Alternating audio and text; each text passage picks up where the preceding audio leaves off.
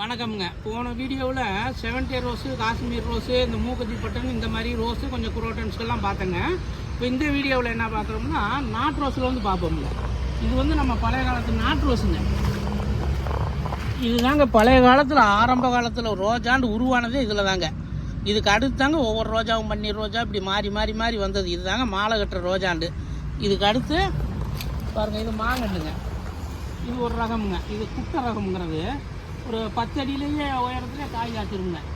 எல்லா ரகம் கண்டு இருக்குங்க. பங்கனப்பள்ளி, இமாம்பாசு, செந்தூரம், கிளிமூக்கு, கிளிமூக்கு, காதரு, மல்லிகா, இந்த மாதிரி நிறையா ரகம் இருக்குங்க. பாருங்க, இதெல்லாம் கண்டு ஒட்டுக்கண்டுங்க. அந்த குவாலிட்டிக்கு தகுந்த ரேட்டில் இருக்குங்க. ஹோல்சேல்னா கொஞ்சம் கம்மியாக வருங்க. சில்லறையில் ஒரு 50, 20 ரூபா, 30 ரூபா கூடுதலாக வருங்க. இதான் மாங்கண்டு பாருங்கள். இது நல்ல குவாலிட்டி. பூவே எடுத்துருச்சு பாருங்கள்.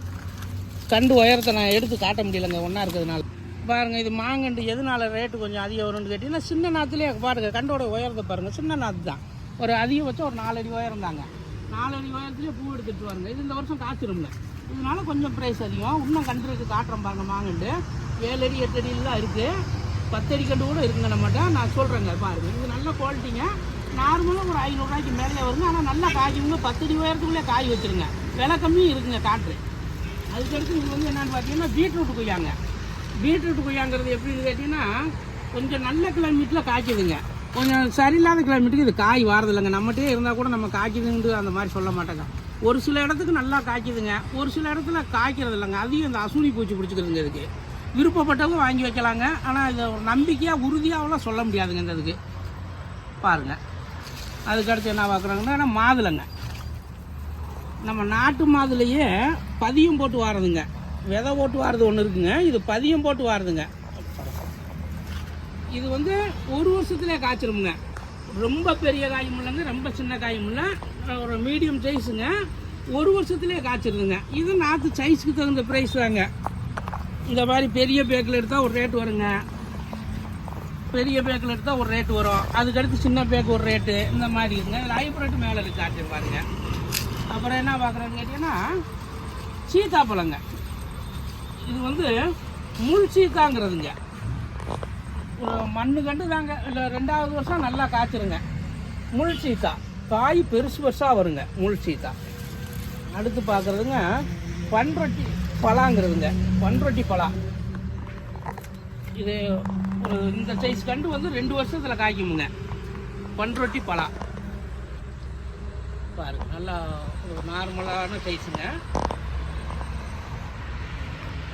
சுரேஷ் வேணுங்கிறவங்க அந்த போட்டோவை எடுத்து எங்களுக்கு அனுப்பிச்சு கேளுங்க. ஒவ்வொன்றுக்கா சொல்ல முடியல, பாருங்கள் நான் சொல்கிறேன். அடுத்து வந்து இது நவாப்பழம்ங்கிறதுங்க. பெரிய நவாப்பழம். நவாப்பழத்துலேயே அந்த ஹைப்ரிட்டுங்க. ஒட்டு ரகம்ங்கிறாங்க இல்லையா, ஒட்டு ரகத்துலேயே இது வந்து ஹைப்ரிட்டுங்க. பெருசு பெருசாக வருங்க நவாப்பழம். அடுத்து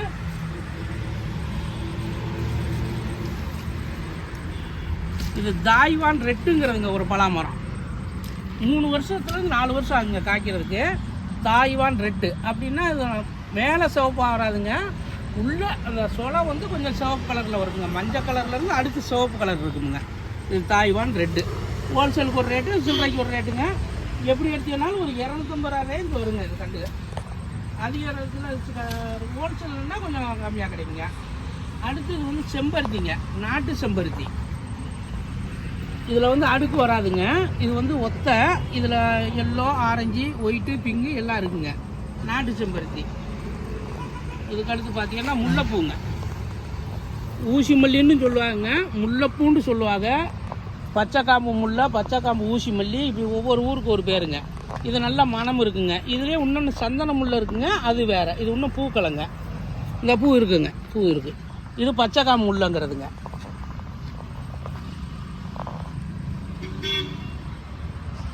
இது வந்து ஒரு போன்சாய் பிளான்ட்டுங்க. போன்சாய் பிளான்னா வருஷத்துக்கே ஒரு 4 இன்ச்சு தாங்க வளரும். அடிநயம் இது பேருங்க. இது கலருக்கு தகுந்த ரேட்டில் இருக்குங்க. இது ஒவ்வொரு கலருக்கும் ஒவ்வொரு ரேட் இருக்குங்க. இது போன்சாய் பிளான்ட் வளர்த்தியே இல்லாததுங்க. இதுக்கு அடுத்து பார்க்குறோம்னா ஜாதிப்பூங்க. இதுலேயும் 2 ரகம் இருக்குங்க. இந்த ஜாதிப்பூ வந்து காம்பு பார்த்தீங்கன்னா நல்லா பெருங்காம்பு வருங்க. குண்டா பூ வரும். கலர் 2 கலரில் வருங்க. இது பந்தல் போடாமல் பூக்கிறதுங்க. ஒரு 10 ரூபா 5 ரூபா சேர்த்து இருக்குங்க. இதுலேயே இன்னொன்று இது வந்து கொடி போடுறதுங்க. இது ரேட்டு கம்மி தானுங்க. இது வந்து கொடி போய் தாங்க பூ வைக்கும். பந்தல் போட்டால் தான் பூ வைக்குமுங்க. பந்தல் போட்டாட்டி வெறும் கொடி கொடியாக போகுங்க.